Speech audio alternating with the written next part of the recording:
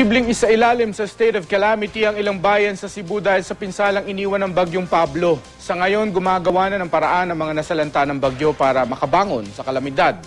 Makibalita tayo live kay Alan Domingo ng GMA Cebu.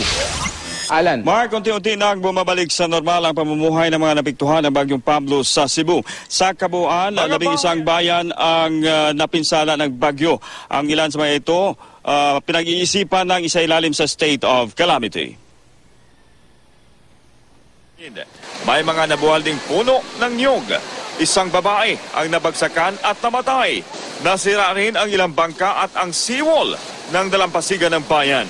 Ako kuha ng akong mga apo, siguro. Bahala nang mawala ang akong sakayan, akong mga pudi na.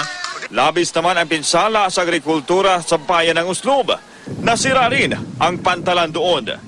2 barns ang naanod at sumalpok sa dalampasigan. Kusog ay hangin niya. Nabugto man ang lubid ng mga... Problema naman sa bayan ng Santander ang kawalan ng kuryente dahil hindi pa naaayos ang mga natumbang puste. Sa Cebu City, balik normal na ang operasyon ng mga pier. Kaya nakabiyahe na ang mga pasaherong 2 araw na stranded. Lipay na may kauli na jud. Ayon naman sa Provincial Engineer ng Cebu, tinatayang abot sa 20 milyong piso ang pinsala ng iniwan ng bagyong Pablo sa infrastruktura ng lalawigan ng Cebu. Yan ang latest mula dito sa Cebu City. Alan Domingo, Nagbabalita, Pilipinas.